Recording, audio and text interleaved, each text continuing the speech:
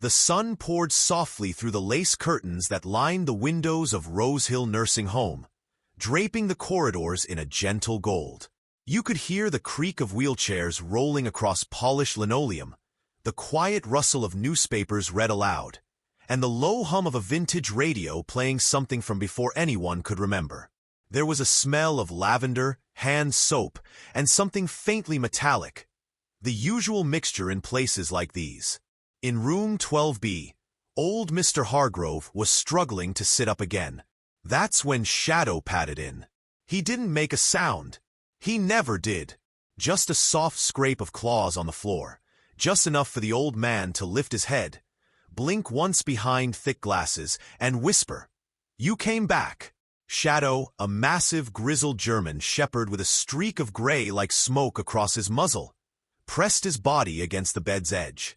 Mr. Hargrove rested a trembling hand on the dog's back, and with one deep breath, managed to sit upright. No nurse, no walker. Just Shadow. Everyone trusted Shadow. He wasn't on the staff, but he might as well have been. Some said he used to work in the police force. Others whispered something about the military. No one knew for sure.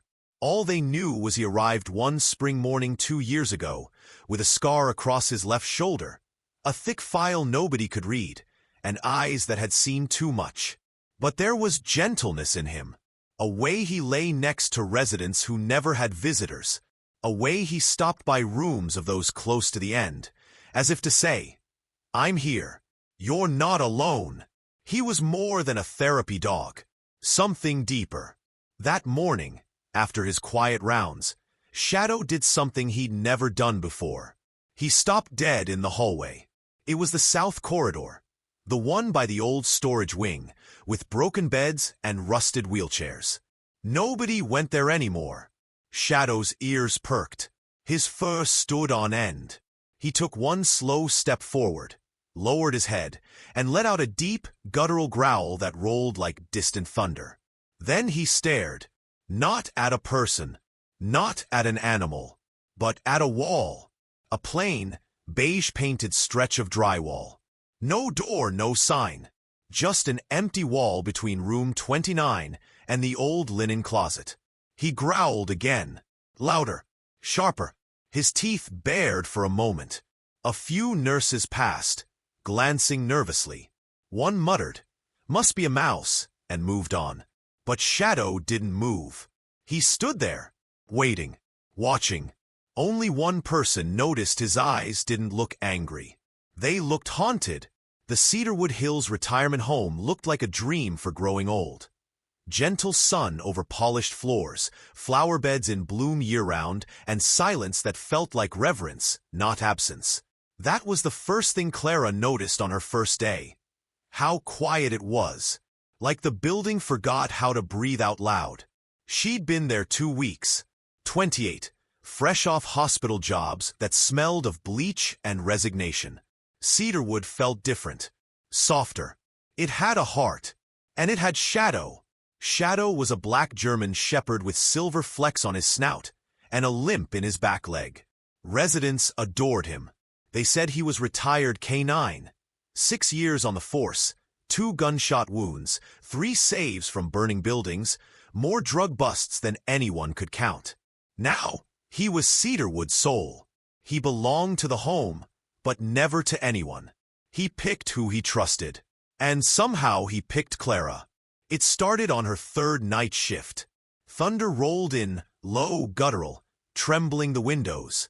Most residents were asleep.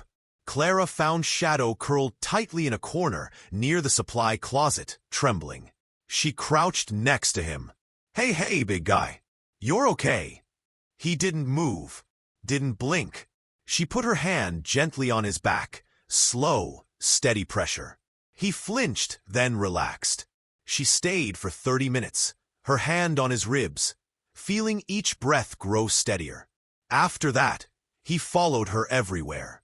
So when Shadow froze near the old service hallway 3 days later, Clara knew something was wrong. It wasn't dramatic. No barking, no growling. He just stopped, ears alert, nose twitching, She tugged his leash. "Come on, Shadow." He didn't move. Instead, he turned sharply left toward a wall, then slowly padded over. Saturday stared, lifted one paw, then the other, and started scratching. The wall wasn't special, faded green like the others, but there was a groove along the bottom, half covered by a plant pot. Clara leaned closer. Her fingers brushed a seam, like a door long painted over. She glanced around. No one in sight. "Shadow, what are you doing, huh?" He barked once. Short, clipped, urgent. The next day, Clara asked head nurse Pamela about it. "Oh, that wing's closed," Pamela said, barely looking up from her chart. "Storage. Maintenance uses it now and then. Nothing important." "But it's not on the facility map," Clara pressed. "It stops at room 306, then." "It's old construction," Pamela replied. "They never updated the blueprints after renovation. Honestly, sweetheart, don't worry. You'll lose sleep chasing ghosts." But ghosts didn't always whisper. Sometimes they scratched. Later, Clara was helping Mr. Bennett, a former jazz pianist who never spoke except in hummed keys. When he paused mid-hum, "Did you hear them?" he asked suddenly. Clara looked up. "Hear who?"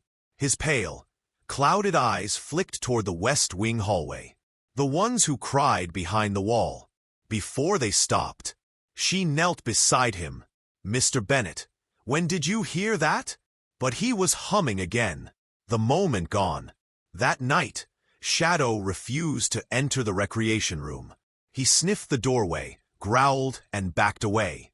The next morning, he barked at a delivery man with no ID, claiming to be a fill-in. Shadow didn't believe him, and Clara didn't either. That's when she noticed the pattern. Shadow never growled at Mrs. Klein, who read to him at lunch, never barked at the limping janitor or the cook slipping him bacon. But certain doors, certain people, he responded differently. Room 310. The delivery entrance. That old hallway. Shadow would stop, sit, stare. Something was off. Something deep behind that painted-over wall had never stopped breathing. And Shadow was the only one who could smell it. Clara didn't sleep the night Shadow scratched the hidden wall. She lay in her tiny studio, eyes wide, staring at the ceiling fan slicing the dark. Every blink, she saw that green-painted seam. Every attempt to relax, she heard Shadow's growl. Low, vibrating, ancient, like an echo from something buried too long. By morning, she decided. She wasn't ignoring it. She clocked in, smiled at residents, gave out meds and linens like everything was fine.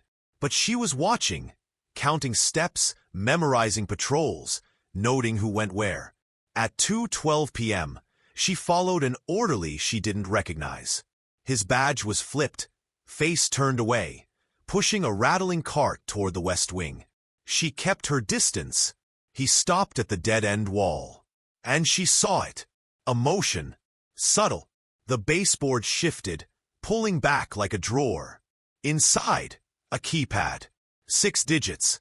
He entered something fast, habitual, and the seam cracked open like a sigh. It wasn't a wall. It was a door.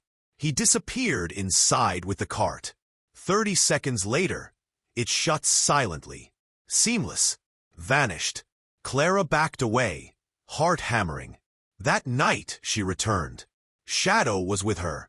He hadn't left her side since noon, even skipping his nap with Mrs. Langley. Something he never missed. The seam was still there. She touched it. Cold. The keypad was gone. Hidden. Shadow whined once. Not scared, worried. "Yeah," Clara whispered. "Me too." She didn't go home. She hid. In a cleaning supply closet, near the laundry chute. No cameras. No traffic after 11.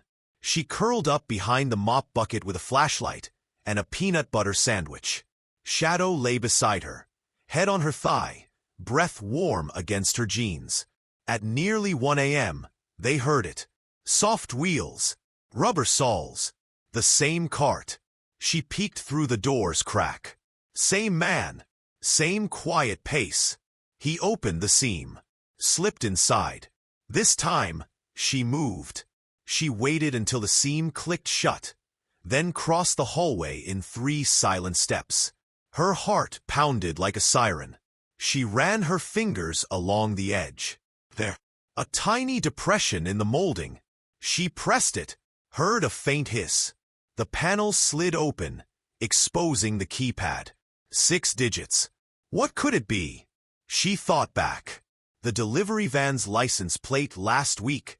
Half torn, but she remembered 3 numbers. She typed them. Nothing.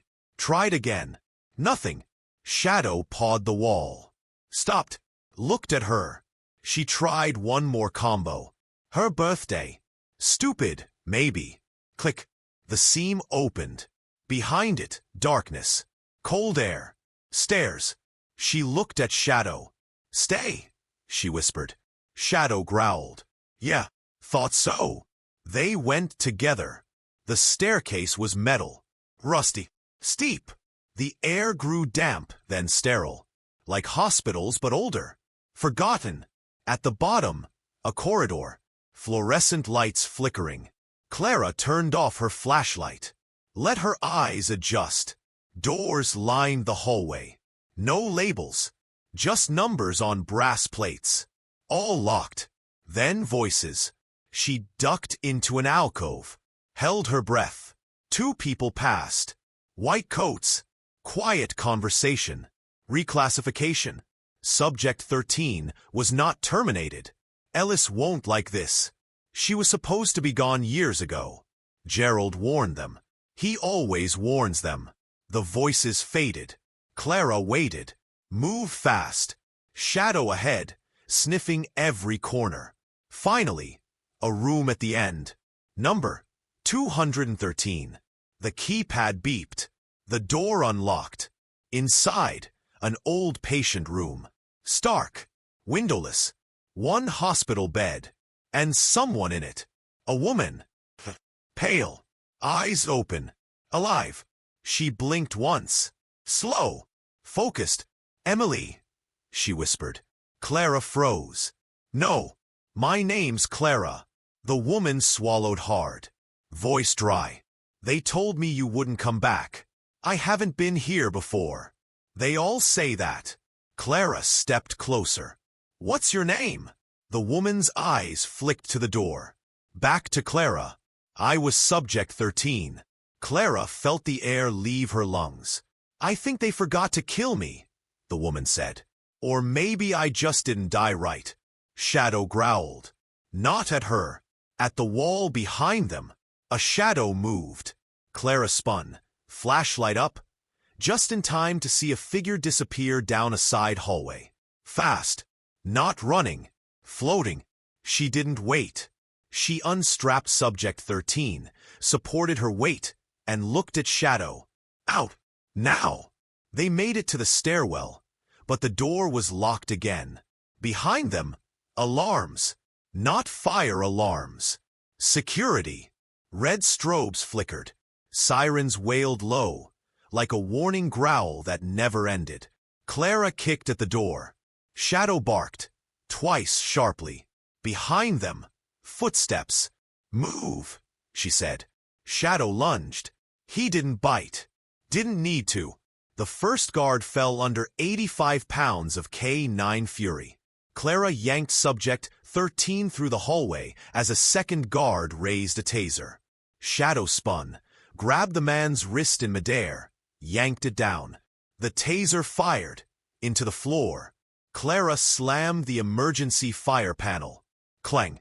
Sprinklers exploded. Chaos. She didn't stop running. Neither did Shadow. When they reached the exit, it wasn't locked. Someone had opened it. Gerald, the old man from room 107. He stood there, eyes sharp, face calm. I figured it was you, he said. Took you long enough. They ran into the cold. Freedom. And the night swallowed them whole. Emily didn't wait for her shift. She parked across from Rose Hill just past midnight.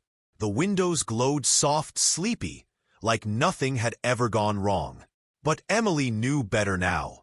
And Bear was on alert, in the passenger seat, ears forward watching. In her coat pocket, the notebook. In her sock, the key. In her chest, a pounding so loud she feared someone might hear. They crossed the lawn silently, Bear's paws soundless. At the side entrance, she swiped the card. No alarm. No camera turned. She was in. The hallways were quiet. Deceptively so. Bear's tail didn't wag. Not once. That was her first sign. She passed room 316 without looking in. She didn't need Gerald's warning this time. She knew what waited. Room 317. The locked room. The hidden life. The secret they were about to erase. The scanner blinked red. Once, twice. Then Bear stepped forward, nudged her hand with his snout, and placed his paw on the scanner. It blinked green. A soft hiss. The door released. Emily stepped inside. The woman was still strapped to the bed. Pale, tired, but awake. Her eyes tracked Emily. No fear this time. I told you I'd come back, Emily whispered, unfastening the restraints. She didn't ask permission. Didn't need it. The woman's hands trembled, but she sat up. She could walk barely. Bear was there, steady, letting her lean on his side. Then the alarm started. Not a fire alarm. Security breach. Red lights blinked. A siren groaned from the hallway's end. They were out of time. Emily grabbed the woman's arm and ran. Down the corridor, past the flickering light above room 315. Bear stayed ahead, clearing the path. They reached the first stairwell locked. The second, blocked by carts. Panic set in. Footsteps echoed boots. Heavy, fast. Bear barked twice, sharply, and turned left, toward the unused delivery wing. Emily followed without question. At the hallway's end, a steel door. Old, rusted. Bear stopped and scratched once. A handle. Emily pushed. It groaned but gave. They slipped into the cold night air. Gravel crunched underfoot. A black SUV waded across the lot. Headlights off. Engine idling. A man stepped out. Gerald, I told you they'd come for her, he said. You called them? Emily's voice cracked. No, I stalled them. He opened the back door. The woman, too weak to speak, collapsed into the seat. Go, he told Emily. Don't look back. What about you?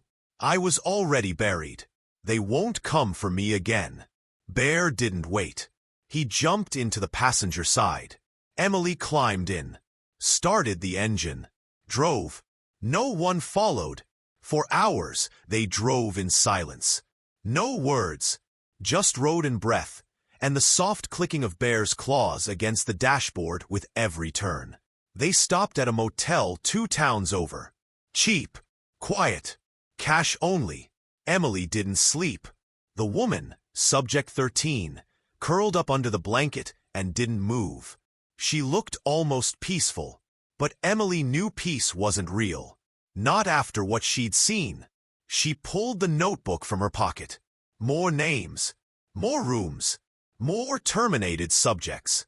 More people like Anna, her real name, written in small script in the margin, next to one word. Resilient. The next morning, Emily called the only person she trusted. Caleb. I need help, she said.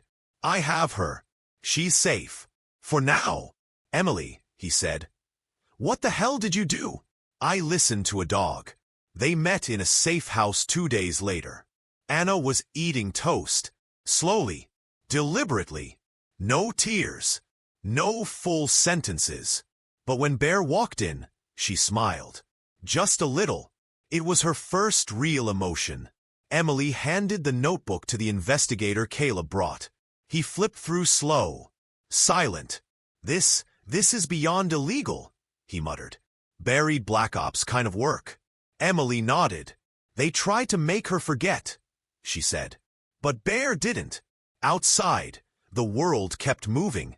Rose Hill continued its quiet operations. Patients smiled in the sun. Nurses poured orange juice. Families visited every Sunday. No one knew. No one wanted to know. And maybe that was the scariest part. In Emily's small rental, Bear stood by the window every night. Watching, waiting, like he knew it wasn't over. Not yet. And maybe, it never would be. But he'd be ready. He always had been. And Emily?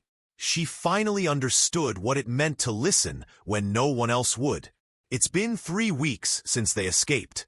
Anna, she uses that name now, lives under a different roof. A safe one. A real one. She speaks in fragments. Eats without flinching. Smiles when Bear sits beside her, resting his head on her knee. Emily moved out of town. Quiet apartment. No uniform. No schedules. She's not a nurse anymore. Not officially. Now she's something else. A collector of truths. She works with Maddox, the retired investigator. They've filed anonymous reports, sent dossiers to journalists, pieced together files never meant to be seen. But the world doesn't move fast when truth is inconvenient. Not when silence is cheaper. Rose Hill still stands. Still opens its doors. Still smells of lemon disinfectant and oatmeal. Room 316? Permanently sealed, they said. Room 317? Never existed, according to the new maps. But at night, when she can't sleep, Emily checks her folder. Photos, scans, names. She reads Gerald's scribbled notes again and again. They buried us because we remembered. We were the cost of someone else's peace. And Bear hasn't barked since that night. He sits by the window, every evening, quiet, watching the tree line, ears twitching, waiting, because he remembers, because he always knew. Emily kneels beside him sometimes, strokes his old fur, and whispers, "You saved us, all of us." And sometimes, Bear looks at her like he's still listening, like he's still guarding something more than a door, like there's still something out there. Maybe there is. Maybe the past doesn't disappear. Maybe it hides. Maybe it growls from behind forgotten doors, waiting for someone brave enough to listen. If a dog growled at your past, would you listen? If this story moved you, like the video, subscribe for more true tales of courage, compassion, and hidden truth. And don't forget to click the bell icon, because sometimes the truth doesn't bark. It waits.